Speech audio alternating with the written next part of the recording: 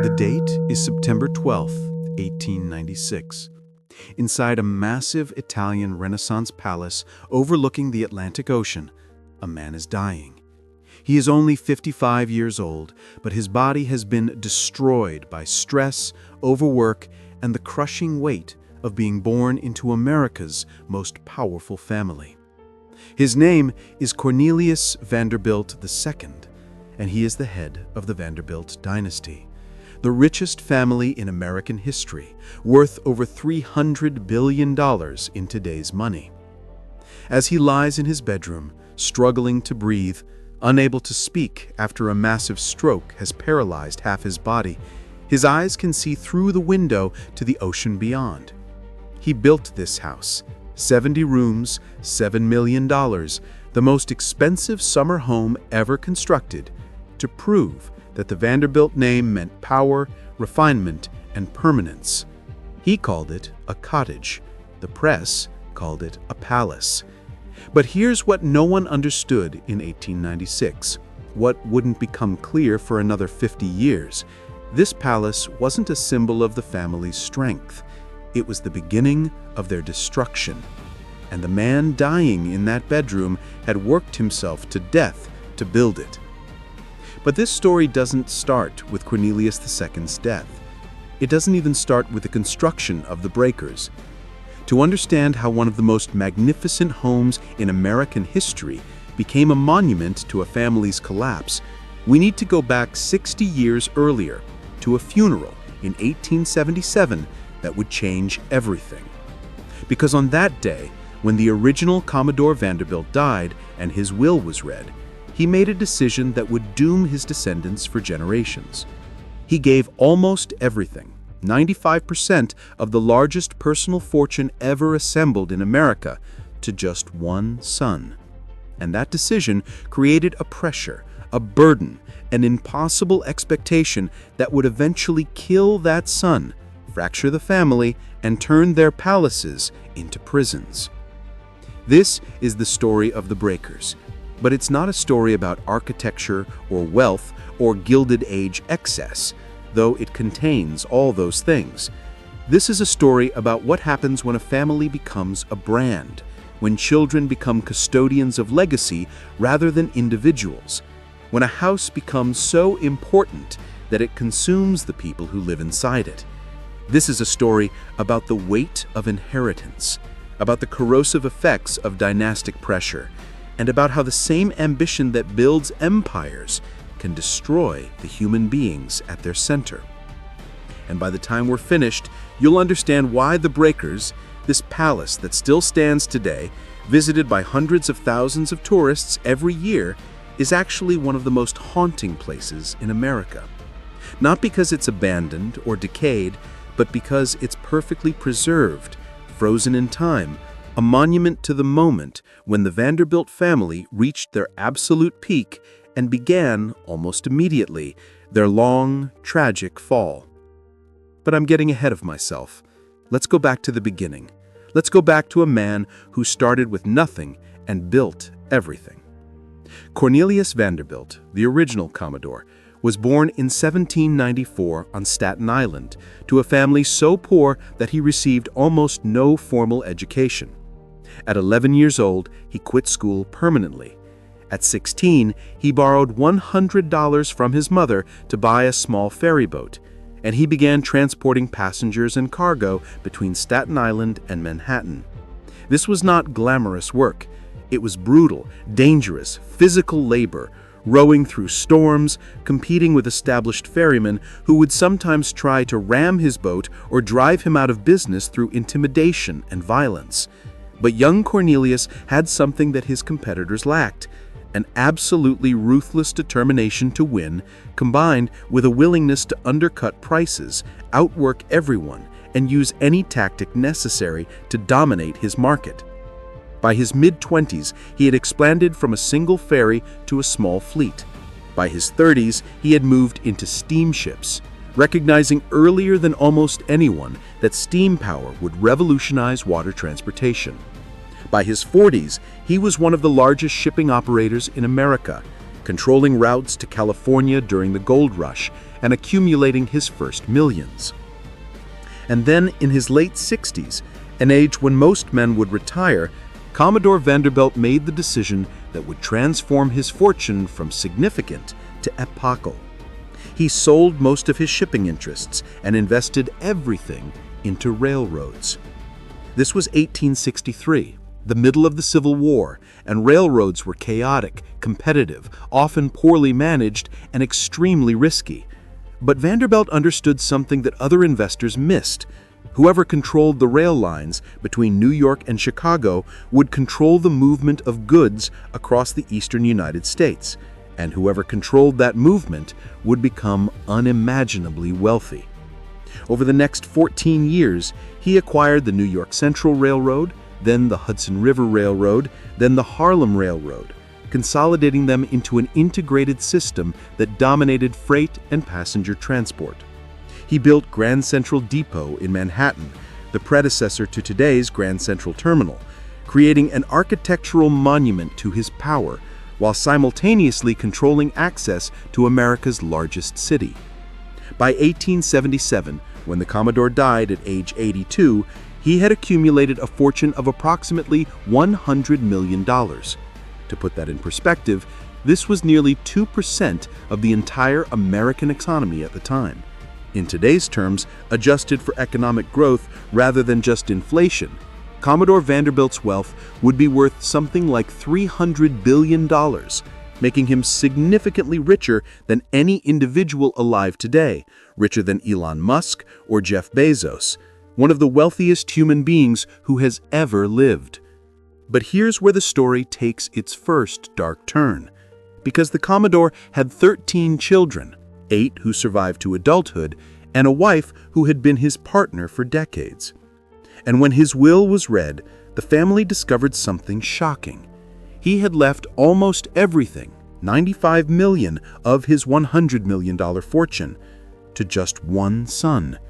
His oldest surviving son, a man named William Henry Vanderbilt, who everyone called Billy, and who the Commodore had spent most of Billy's childhood and young adulthood openly despising as weak, unambitious, and unworthy of the Vanderbilt name. Why did he do this? Why did the Commodore concentrate his entire fortune in one person's hands? Because he was terrified of what he had seen happen to other wealthy families, how fortunes divided among many children got subdivided among grandchildren, diluted across generations until nothing significant remained. The Commodore wanted the Vanderbilt fortune to remain intact, concentrated, powerful. He wanted to create an American dynasty that could rival the great aristocratic families of Europe, bloodlines whose wealth and power persisted for centuries. He didn't want his fortune dissipated. He wanted it weaponized, focused, aimed at a single purpose, making the Vanderbilt name synonymous with power in perpetuity. But this decision, this strategy of concentrating everything in one heir, created an immediate crisis. The Commodore's other children were furious. His daughters received relatively modest trust funds. His son Cornelius Jeremiah, who struggled with epilepsy and gambling addiction, received almost nothing and would kill himself just 5 years later, shooting himself in a New York hotel room, unable to bear the shame of being excluded from his father's legacy. The widow, the Commodore's second wife, contested the will, as did several of the children, leading to years of bitter legal battles that exposed the family's dysfunction to public scrutiny and established a pattern that would repeat for generations.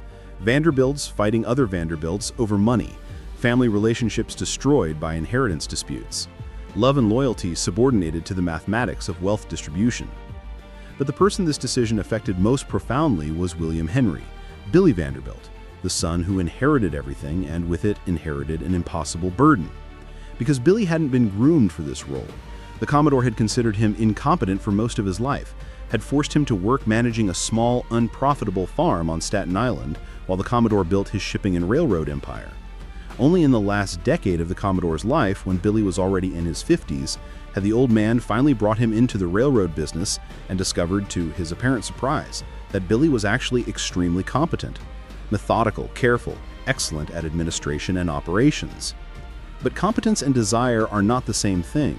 Billy Vanderbilt didn't want to run a railroad empire. He didn't want to spend his life in boardrooms and dealing with competitors and fighting legal battles and managing thousands of employees. He had simple tastes, preferred art and horses and quiet family life.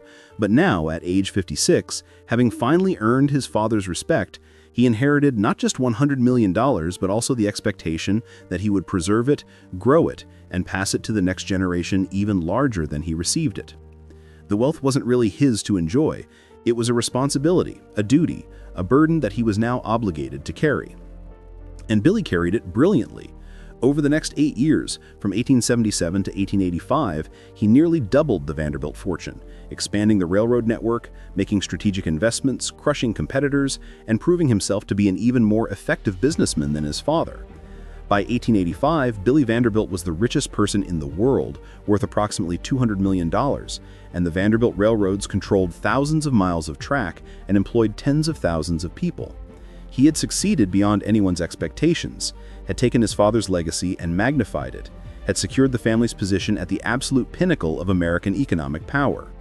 But the stress destroyed him. In 1885, at age 64, Billy Vanderbilt suffered a massive heart attack and died in his mansion in New York City. 8 years. That's how long he lived after inheriting his father's fortune. 8 years of relentless work, constant pressure, endless responsibility, always aware that his every decision affected not just his own life, but the family's entire legacy, the future of thousands of employees, the stability of a vast economic empire. The fortune that was supposed to represent ultimate freedom became instead a gilded cage, and Billy Vanderbilt worked himself to death inside it. Now the burden passed to the next generation. And this is where our story truly begins, because Billy had 8 children who survived to adulthood, and he decided, perhaps learning from his father's mistake, perhaps trying to be fair, to divide his fortune more equitably among them. Each child received something between $10 and $30 million, significant sums even by Vanderbilt standards, but crucially the fortune was now fragmented. The concentrated power that the Commodore had built and Billy had maintained was now splitting, dispersing across multiple households, multiple family lines, each with their own ambitions and insecurities. And the person who received the largest single share, approximately $70 million, plus control of the New York Central Railroad, was Billy's oldest son, Cornelius Vanderbilt II, the man who would build the breakers, the man who would die in it, destroyed by the weight of expectations, just 11 years after his inheritance. Cornelius II was born in 1843, which meant he grew up watching his grandfather build an empire and his father struggle under the burden of maintaining it. He saw what wealth meant in the Vanderbilt family, not freedom, not pleasure, but responsibility, duty, the obligation to be worthy of the name, to justify the fortune, to prove yourself capable of carrying a legacy that was larger than any individual life. And Cornelius II absorbed these lessons completely. He became, by all accounts, the most serious, most dutiful, most rigidly proper of all the Vanderbilts. While his younger brothers enjoyed society life and spent money on yachts and parties and European travel, Cornelius II worked. He showed up at the railroad offices every morning, reviewed reports, made decisions, managed a railroad empire that stretched across multiple states. He was responsible, serious, the guardian of family honor. But he was also human, and humans need more than duty.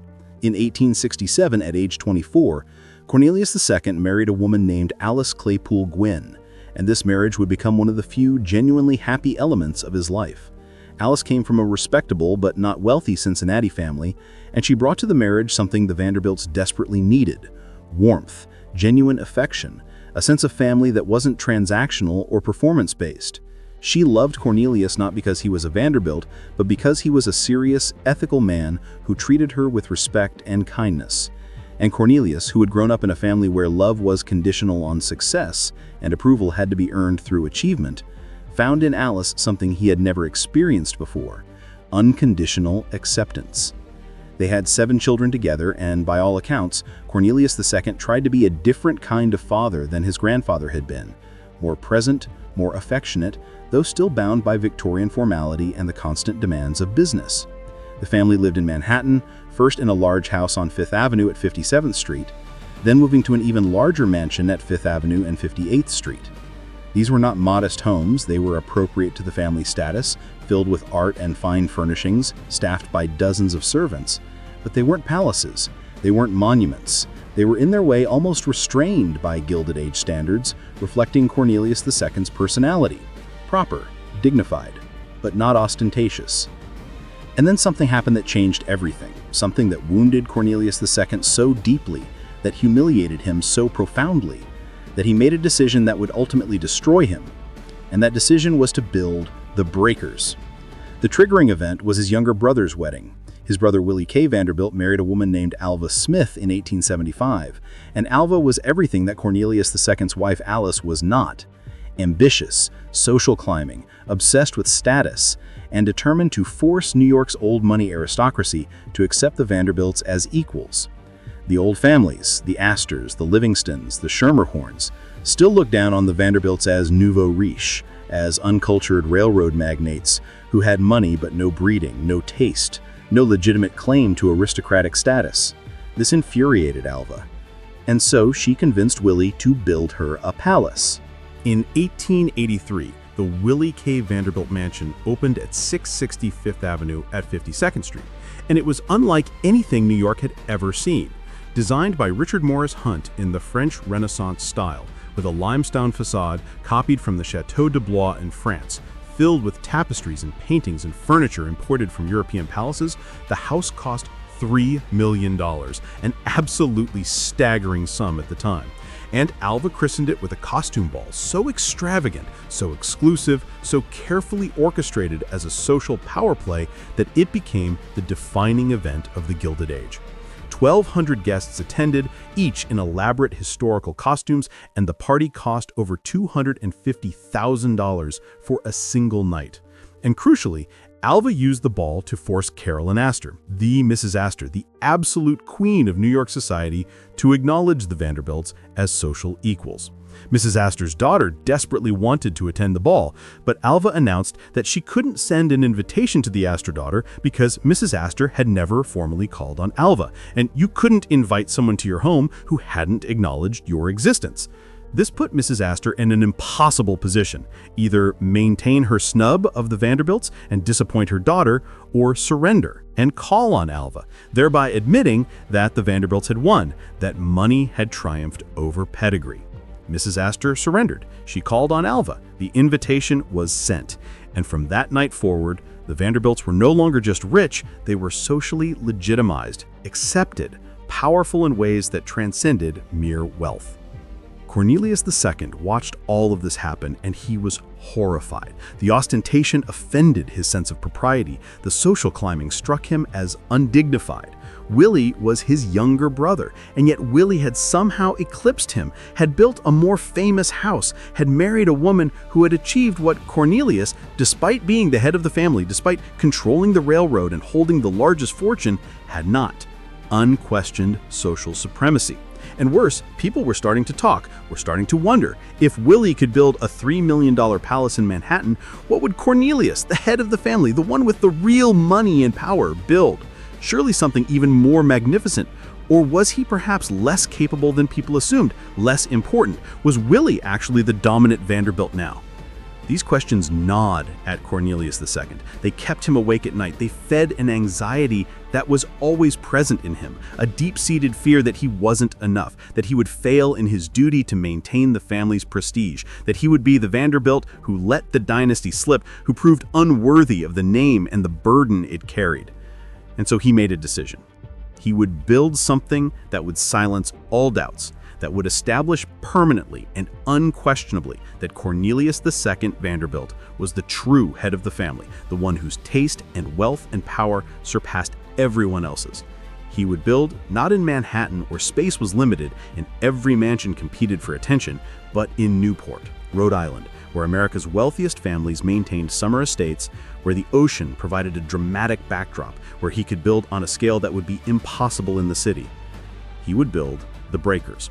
And it would be magnificent, and it would consume him, and ultimately, it would kill him. But before we get to the construction, before we see how a house became an obsession and how that obsession became a tragedy, we need to understand what Newport meant in the 1880s and 1990s, why building there mattered so much, and what was happening in the Vanderbilt family that made this moment so critical, so fraught with tension and competition and barely suppressed desperation. Newport, Rhode Island in 1885 was not a town. It was a stage, a carefully constructed theater where America's wealthiest families performed an elaborate ritual every summer, a ritual designed to answer one question: who among us has the most power? The performances were subtle: a slightly larger yacht, a more exclusive dinner party, a mansion with one more room than your neighbor's house. But beneath the surface civility, beneath the afternoon teas and tennis matches and evening balls, Newport was a battlefield. And the Vanderbilts were about to escalate the war to a level no one had seen before. The town itself sits on the south tip of Aquidnet Island, jutting into the Atlantic Ocean, blessed with ocean breezes that made summers bearable before air conditioning existed. In the early 1800s, it had been a modest resort town where middle-class families escaped the heat of Boston and New York. But by the 1880s, it had been colonized by the ultra-wealthy, transformed into what people called the summer capital of high society. The Astors were there, the Belmonts, the Golets, families whose fortunes came from real estate, from banking, from inheritances so old that no one could quite remember how the money had been made in the first place. These were the people who looked down on the Vanderbilts, who whispered that railroad money was crude, that all the wealth in the world couldn't purchase good breeding. The houses these families built reflected a peculiar kind of cognitive dissonance. They called them cottages, a term borrowed from English aristocracy where modesty in naming signaled confidence and status. But these cottages had 30, 40, 50 rooms. They required staffs of dozens. They cost hundreds of thousands, sometimes millions of dollars to build and furnish. The cottage label was a kind of aristocratic joke, a way of saying, this magnificent palace is so normal to us, so expected, that we don't even need to call it what it is. We can pretend it's quaint, casual, no more significant than a weekend cabin, because our wealth and status are so secure that we don't need to announce them. Mr. Cornelius Vanderbilt II already owned property in Newport. In 1877, the same year his grandfather, the Commodore, died, Cornelius had purchased a large wooden house on Ochre Point, a promontory jutting into the ocean with sweeping views of the Atlantic. The house had been built in the 1860s and came with about 11 acres of land. It was called the Breakers because of its location. The house sat close enough to the water that you could hear the waves breaking against the rocks below, a constant, rhythmic crash that became the soundtrack of summer life. The Vanderbilt family had spent summers there for years, and by all accounts, they were happy years. The children played on the lawns, Alice gardened and hosted modest gatherings. Cornelius commuted back and forth to New York as railroad business demanded, but when he was in Newport, he seemed more relaxed, less burdened by the weight of his responsibilities. But the house was modest by Newport standards of the 1880s. Large, certainly, but not palatial, not memorable, not the kind of house that announced supremacy. And after Willie K. Vanderbilt's triumph in Manhattan, after Alva's costume ball and the social victory it represented, Cornelius started to see his Newport cottage differently.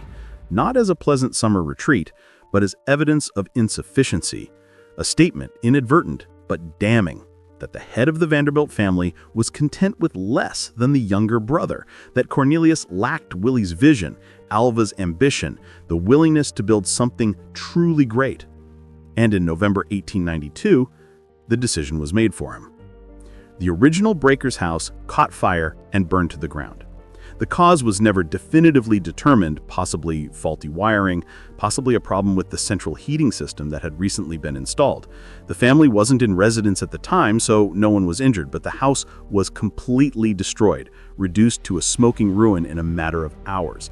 Everything inside was lost: furniture, artwork, family photographs, the accumulated possessions of 15 years of summer residences. For most people, this would have been a tragedy. For Cornelius Vanderbilt II, it was an opportunity, or perhaps more accurately, it was permission.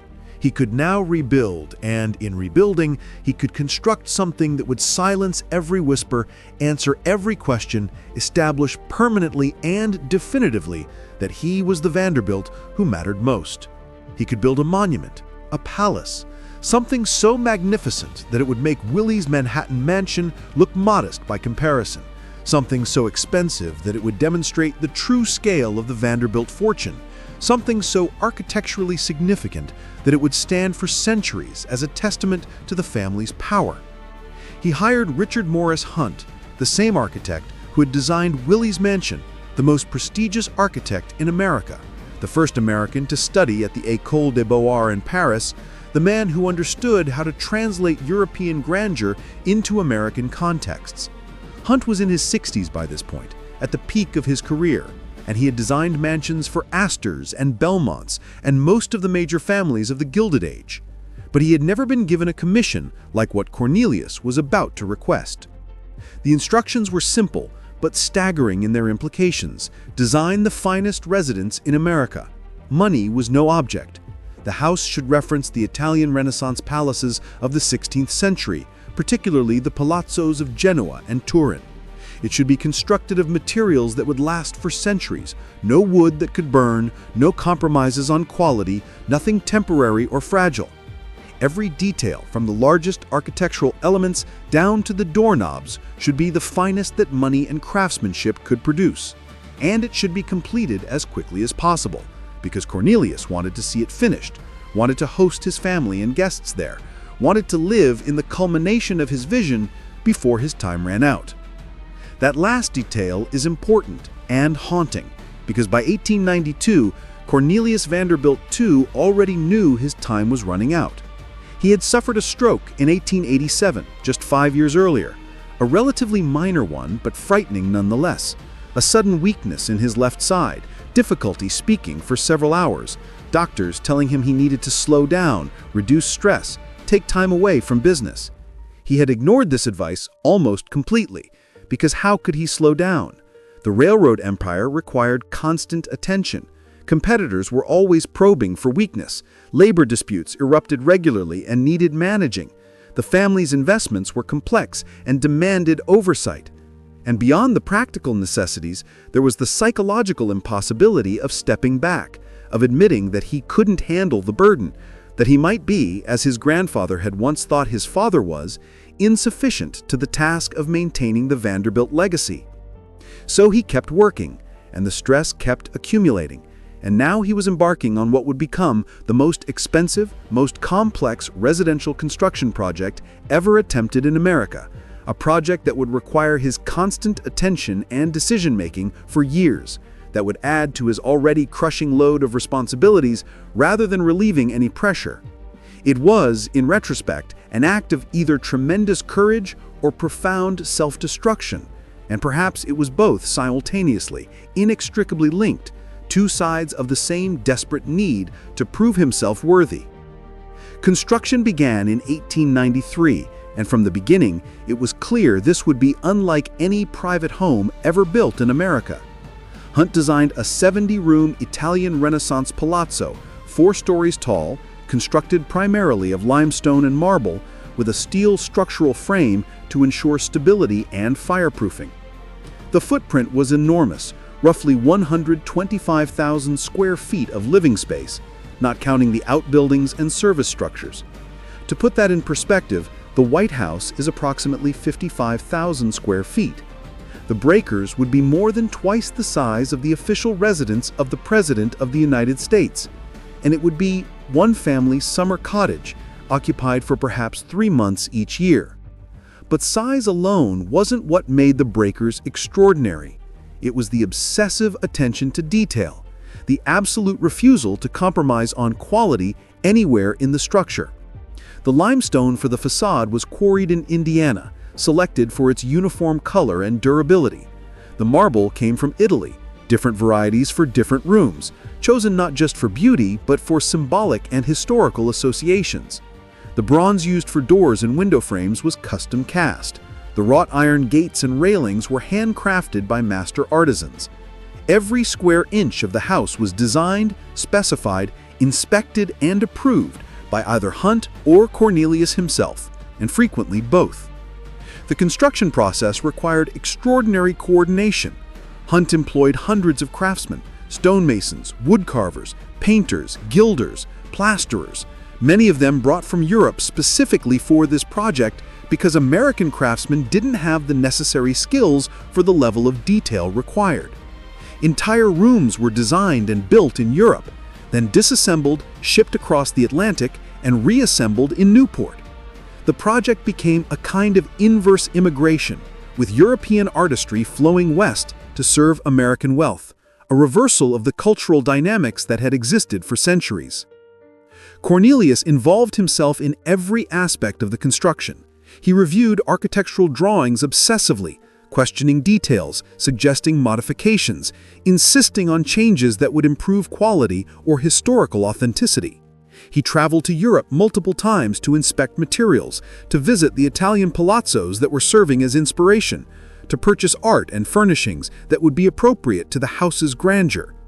His correspondence from this period reveals a man who had found a focus for his anxieties, a project that could absorb his nervous energy and his need for control.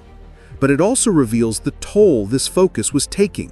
Letters written in shaky handwriting, complaints about headaches and fatigue, references to sleepless nights, and constant worry about whether decisions were correct, whether the house would be worthy, whether he was doing justice to the family name. Alice, his wife, watched all of this with growing concern. She had never wanted a palace. She had been happy in the original Breakers, happy with the life they had built together, happy with something that felt, despite its size and despite their wealth, almost normal. But she understood what the new house meant to Cornelius, understood that he needed this, that his identity and self-worth had become inextricably tangled with the project's success. So she supported him, involved herself in decisions about interior decoration and household management, tried to make the palace feel like a home as it grew into something far beyond domestic scale. The main rooms of the Breakers were designed to overwhelm, to announce immediately and unmistakably that this was not merely a wealthy person's home, but a structure of historical significance, comparable to the great buildings of Europe. The Great Hall rose 2 full stories, its walls and ceiling covered in elaborate plasterwork and gilt, with a massive fireplace and staircase that swept upward in graceful curves. The music room featured platinum leaf, not gold, platinum, on the ceiling, an almost unimaginable expense that Cornelius approved because platinum wouldn't tarnish, would remain perfect for centuries, a small detail that revealed his obsession with permanence, with building something that would outlast him, that would justify his existence beyond his own brief lifetime. The dining room was perhaps the most spectacular space in the house, 42 feet long, with alabaster columns supporting a gilded arched ceiling, walls covered in rose-red Numidian marble, and enormous bronze chandeliers that had been made in Paris. The room could seat 34 people at the table, and it was designed to evoke the grandest dining halls of Italian nobility, spaces where dukes and princes had entertained for centuries. Cornelius wanted his children and grandchildren to host dinners here, to preside over gatherings of important people, to occupy a role in American society that was not just wealthy but aristocratic, legitimate in ways that transcended mere commercial success. The library, by contrast, was more intimate, though no less expensive. Walls lined with Circassian walnut, furniture upholstered in leather, shelves meant to hold not just books, but a carefully curated collection representing culture and learning. Cornelius filled it with volumes on history, on architecture, on the classical world that he hoped his children would study and appreciate. He saw the library as evidence that Vanderbilts were not just rich, but educated, refined, deserving of their position at the apex of American society. But while the public rooms were designed for display, for performance, for demonstrating status to guests and rivals, the private family quarters revealed something else entirely: a desire for comfort, for peace, for spaces where the demands of public life could be temporarily suspended. The bedrooms were large, but not ostentatious, decorated with a lighter touch, designed to be actual living spaces rather than showpieces. Alice's bedroom featured a wall of windows overlooking the ocean, and she would later say that waking up to that view was one of the few pleasures that made the scale and pressure of life in the Breakers tolerable. Cornelius's bedroom was simpler, almost austere by the house's standards, as if he wanted this one room to be free of the weight of expectation and display. The children's rooms were on the 3rd floor, and here the house took on an almost tragic quality, because the scale that was impressive in public rooms became oppressive in private spaces designed for young people. The ceilings were 14 feet high. The corridors were wide as streets. The windows were enormous, offering views, but also emphasizing how high above the ground the children lived, how isolated they were from the normal world. The Vanderbilt children, 7 of them, ranging in age from infancy to late teens during the construction period, grew up understanding that their home was not really theirs, that it belonged in some sense to history, to the family legacy, to expectations that existed long before they were born and would persist long after they were gone. As construction progressed through 1893, 1894, and into 1895, the costs escalated far beyond initial estimates. What had been projected as perhaps a $3 or $4 million project was approaching $7 million, more than twice the cost of Willie's Manhattan Palace, a sum so vast that even by Vanderbilt standards, it represented a significant portion of Cornelius's fortune. His business managers grew concerned, gently suggesting that perhaps some economies could be found, that certain expensive details might be simplified without significantly impacting the overall effect. Cornelius rejected every such suggestion. The house had to be perfect, had to be uncompromising, had to be so undeniably magnificent that no one could ever question whether the head of the Vanderbilt family deserved his position. But there was a cost beyond money, and that cost was being paid in Cornelius's health and psychological well-being. Friends who saw him during this period noted that he had aged dramatically, that the man who had been vigorous in his 40s now looked elderly in his early 50s. He had difficulty sleeping, often pacing the halls of whatever residence he was occupying, the Manhattan mansion, hotel rooms during his European trips, unable to quiet his mind, obsessing over details of the construction, worrying about decisions already made, second-guessing choices, imagining critics finding flaws, seeing in his mind the moment when the house would be revealed to Newport society and judged, and fearing that judgment would find him lacking. His children noticed it too. His oldest son, Cornelius Vanderbilt III, called Neely to distinguish him from his father, would later write about watching his father during this period, seeing him grow more distant, more absorbed in the house, less present in family life, even when physically present. Neely was in his early 20s by this point, attending Yale, beginning to think about his own future. And he found himself wondering what his father was really building, whether the Breakers was a monument to family or a monument to anxiety, whether the magnificent palace was really about establishing legacy or about desperately trying to silence inner doubts that could never truly be silenced by any external achievement. In the summer of 1895, with construction still not complete, Cornelius suffered his second major stroke. He was at the Breakers, walking through the still unfinished rooms, examining some detail of the plasterwork, when suddenly he couldn't speak, couldn't move his right side, couldn't stand. Workers carried him to a bedroom, not yet fully furnished, the walls barely painted, and doctors were summoned. He survived, but the stroke left him partially paralyzed with difficulty speaking, his robust constitution suddenly revealed as fragile, his mortality no longer an abstract future concern, but an immediate, undeniable reality. The doctors were clear. He needed to stop working, needed to eliminate stress, needed to accept that his body could not sustain the pace he had been maintaining. They recommended he resign from all his railroad positions, that he allow others to manage the family businesses, that he focus solely on recovery and on whatever time he had remaining.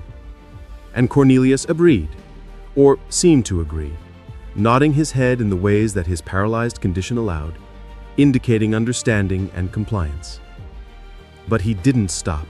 He couldn't stop, because the Breakers wasn't finished, and he needed to see it completed, needed to host at least one summer season there, needed to prove that it had all been worth it, the money, the stress, the years of obsessive focus. The house had become, in a very real sense, more important than his health, more important than his life, the only thing that could justify the sacrifice, that could validate the choices he had made. The construction continued through the fall and winter of 1895.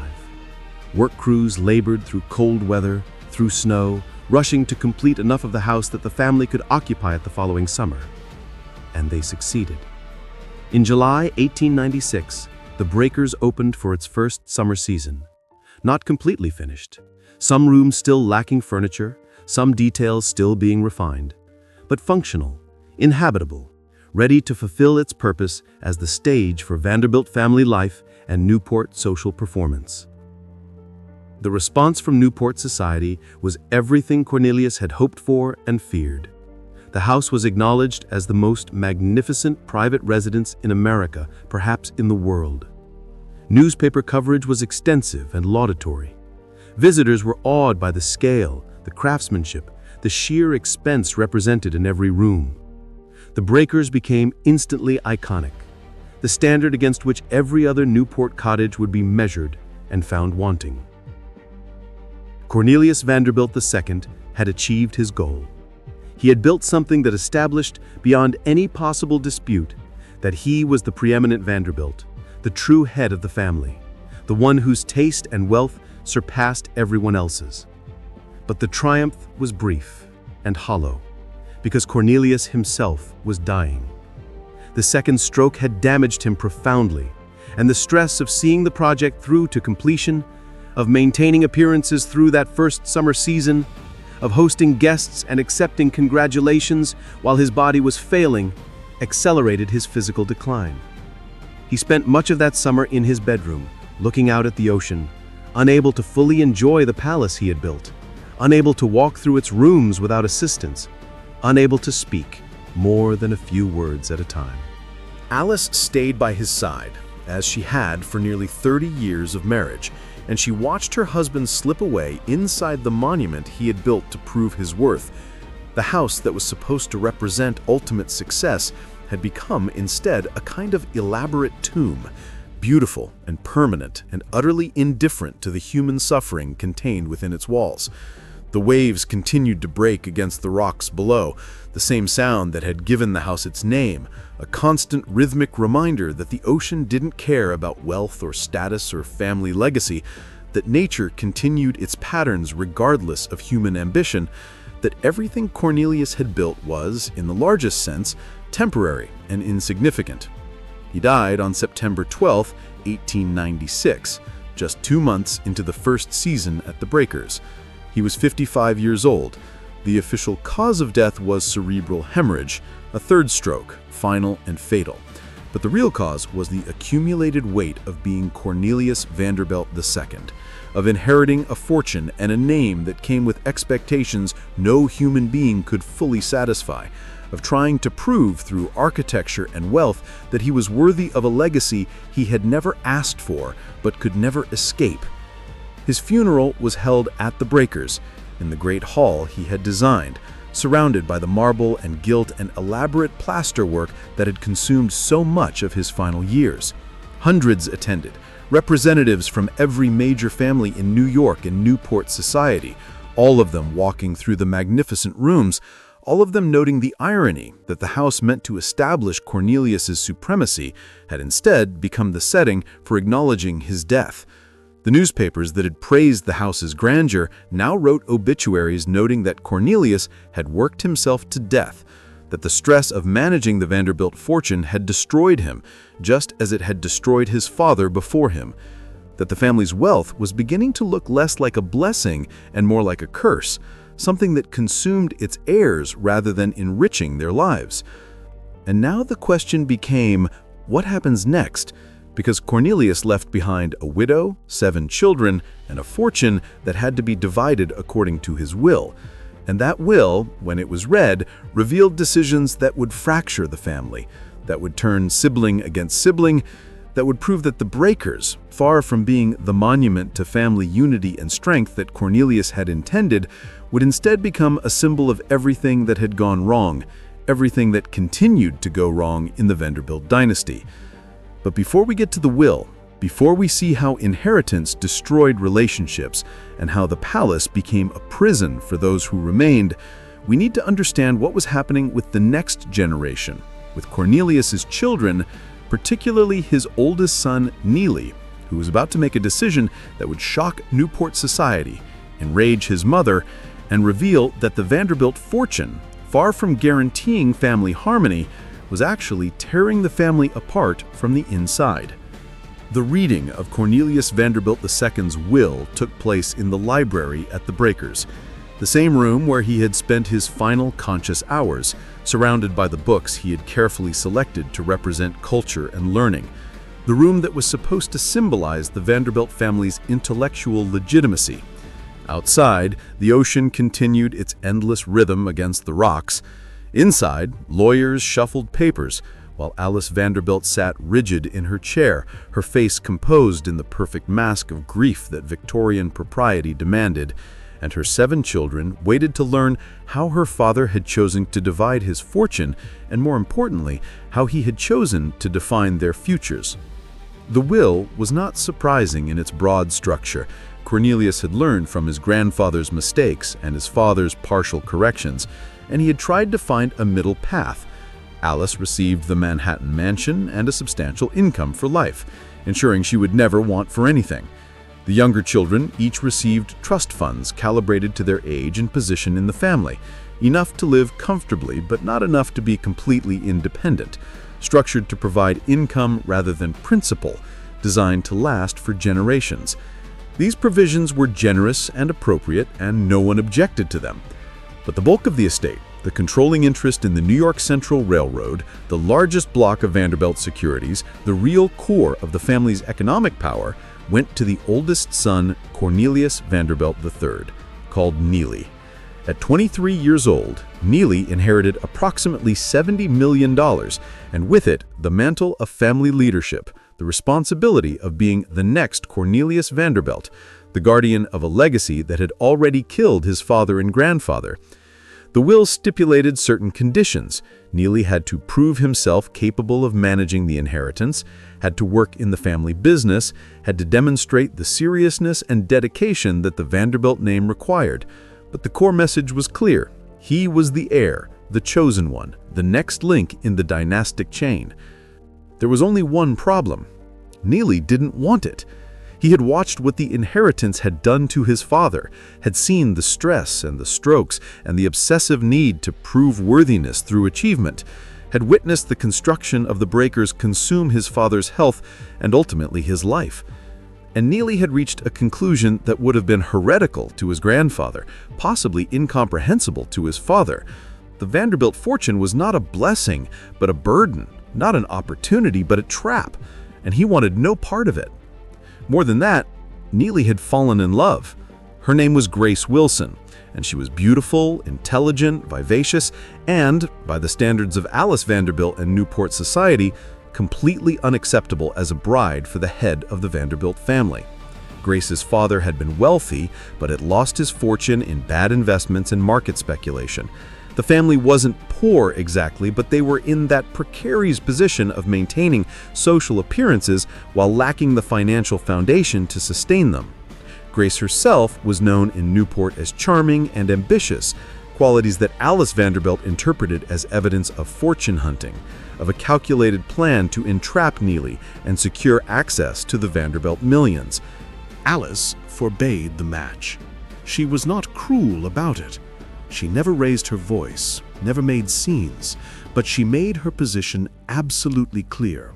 If Neely married Grace Wilson, he would be cut off from the family, disinherited to the extent the will allowed, excluded from family gatherings and from his mother's affection. Alice believed she was protecting her son, protecting the family, maintaining standards that had to be maintained if the Vanderbilt name was to mean anything. But she was also, though she probably couldn't acknowledge this even to herself, trying to exercise a control that had been denied her during her husband's life, asserting an authority that she had never possessed while Cornelius was alive, but that his death had suddenly granted her. Neely faced an impossible choice. On one side, the inheritance, the family approval, the role he had been born to play, the expectations of not just his mother, but of an entire social structure that defined identity through family position. On the other side, love, autonomy, the possibility of living a life defined by his own choices rather than by dynastic obligation. For months he wavered, tried to find compromise, tried to convince his mother that grace was worthy, that love should matter more than financial calculation. Alice remained unmoved. The deadlock was complete. And then in August 1896, less than a month before his father's death, Neely made his decision. He eloped with Grace Wilson, marrying her secretly, presenting his mother with an accomplished fact rather than continuing a negotiation that could never be won. The marriage took place in New York, with only a few friends present, and when Alice learned of it, her response was immediate and absolute. Neely was no longer her son. She would not see him, would not speak to him, would not acknowledge his wife's existence. The fortune that Cornelius had left to Neely would be contested, challenged in court, fought over with every legal resource the Vanderbilt family could muster. The timing was devastating. Cornelius II died just weeks after Neely's marriage, and there has been speculation ever since about whether the stress of his son's rebellion contributed to that final fatal stroke, whether the knowledge that his oldest son had rejected everything Cornelius had worked for and suffered for had broken something fundamental in him. We can't know for certain.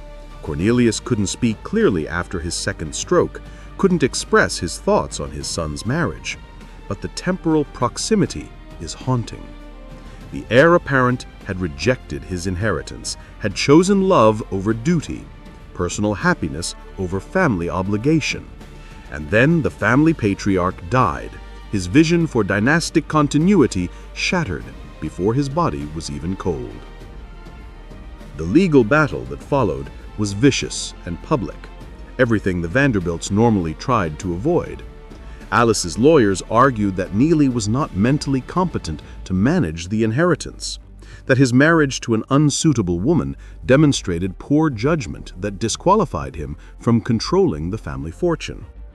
Neely's lawyers countered that he was an adult, that his father's will was clear, that Alice's objections were personal rather than legal. The case dragged through courts for months, with newspapers covering every development, society columnists speculating about the family's dysfunction, the Vanderbilt name, which Cornelius had worked so hard to elevate and protect, becoming associated with scandal and internal warfare. Eventually, a compromise was reached, though compromise is perhaps too gentle a word for what amounted to negotiated surrender. Neely received a portion of his inheritance, enough to live comfortably, but not enough to challenge his mother's control of the family's core assets.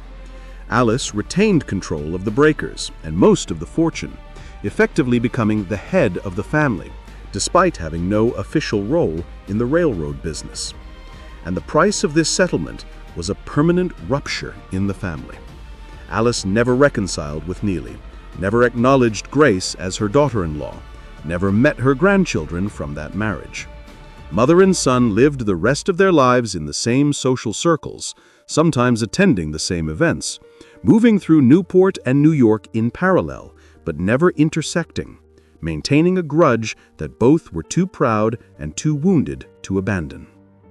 The breakers, meanwhile, became Alice's domain, her palace, the symbol of her position and her authority. She presided over it for nearly 40 years after Cornelius's death, maintaining it exactly as it had been during that first summer season in 1896, preserving it as a kind of shrine to her husband's memory and to the Vanderbilt supremacy he had tried to establish. Every summer, she would open the house, would host dinners and parties and gatherings of Newport society, would play the role of grande dame of American aristocracy, the widow of the great Cornelius Vanderbilt II, keeper of standards and guardian of family honor. But the house that had been built to unite the family, to establish their permanence and legitimacy, had instead become a monument to fracture and dysfunction. The magnificent rooms echoed with absence. Neely would never dine in that dining room again, never walk that great hall, never bring his children to play on the lawns as he had played there as a child. The palace that was supposed to guarantee family continuity for generations had instead witnessed the breaking of family bonds, had been the setting for the moment when love and duty collided and neither side could fully win. And while Alice maintained the breakers in perfect condition, the Vanderbilt fortune itself was beginning to crumble. The problem wasn't lack of money. Even divided among multiple heirs, even with the family's legendary spending, the fortune remained vast. The problem was that wealth without purpose, wealth as an end in itself rather than a means to something larger, tends to dissipate. Cornelius II had worked himself to death maintaining and growing the fortune, but his children and grandchildren increasingly saw it simply as a resource to be consumed, a store of value to be converted into yachts and European travel and mansions of their own, each generation taking out more than they added, each division of inheritance creating new households with expensive tastes and declining assets. The railroad business that had created the Vanderbilt fortune was also changing in ways that undermined the family's dominance. New competitors emerged, regulations increased, the economy shifted. The New York Central Railroad, once the unquestioned king of northeastern transportation, faced challenges from new technologies, new routes, new business models. The Vanderbilt control of the railroad, which had seemed absolute in Cornelius II's time, weakened as shares were sold to pay inheritance taxes, as family members liquidated holdings to fund their lifestyles, and as professional managers gradually replaced family members in key positions. By the turn of the 20th century, the Vanderbilt fortune was still significant, but no longer dominant. By the 1930s, the Great Depression had eroded it further. And by the 1940s, as Alice Vanderbilt aged into her 90s, still maintaining the breakers in perfect condition, still hosting summer gatherings, still playing the role she had created for herself, it was becoming clear that the fortune would not last forever, that the dynasty the Commodore had envisioned and Cornelius II had tried to cement was actually dissolving, diffusing across too many descendants, consumed by taxes and spending, and the simple mathematics of division across generations. Alice Vanderbilt died in 1934 at the age of 89, having outlived her husband by 38 years, having presided over the breakers for nearly 4 decades, having never reconciled with her oldest son. The house passed to her youngest daughter Gladys, who had married a Hungarian count and who found herself in possession of a palace she couldn't afford to maintain. The operating costs were staggering. Property taxes alone were over $100,000 per year, equivalent to well over $1 million today, and that didn't include maintenance, staffing, utilities, the endless expenses required to keep a 70-room mansion functioning. The breakers, which had cost $7 million to build, was now worth less than the land it sat on, because who could afford to own such a house? Who would want to? Gladys tried to maintain it, tried to continue the summer traditions, tried to be the custodian of family legacy that her mother had been, but the world had changed. The Gilded Age was over. The Depression had reordered American society's relationship with wealth, and the idea of single-family ownership of houses like the breakers was beginning to seem not just expensive, but obscene, morally questionable, a relic of an era when inequality was accepted as natural rather than understood as a social problem requiring correction. In 1948, Gladys made a decision that would have been unthinkable to her grandfather. She leased the breakers to the Preservation Society of Newport County for $1 per year, essentially giving away the house while retaining nominal ownership. The society opened it to public tours, charging admission, using the revenue to maintain the property. The breakers transformed from a private residence into a museum, from a home into a historical artifact, from a living space into a monument to a vanished world. And this transformation revealed something profound about what the breakers really was, what it had always been even when Cornelius II was building it. Not a home but a performance, not a private refuge but a public statement. A building designed from the beginning to be looked at rather than lived in, to impress rather than to comfort, to announce status rather than to shelter family. The conversion to a museum didn't fundamentally change the breakers, because it had always been, in a very real sense, a museum. A carefully curated collection of objects and spaces meant to demonstrate wealth and taste and historical legitimacy, organized for display rather than for actual human habitation. Today, the Breakers remains one of the most visited historic houses in America. 500,000 people tour it every year, walking through the Great Hall and the dining room and the music room, looking at the marble and the gilt and the platinum ceilings, listening to guides explain the costs and the craftsmanship and the historical context. They take photographs, they marvel at the excess, they stand on the terrace overlooking the ocean and try to imagine what it would have been like to live here, to call this palace home. But what the tours don't fully convey, what's almost impossible to communicate in the format of a historical house museum, is the human cost of this magnificence. The tourists see the beauty but not the burden, the achievement but not the anxiety, the grandeur but not the grief.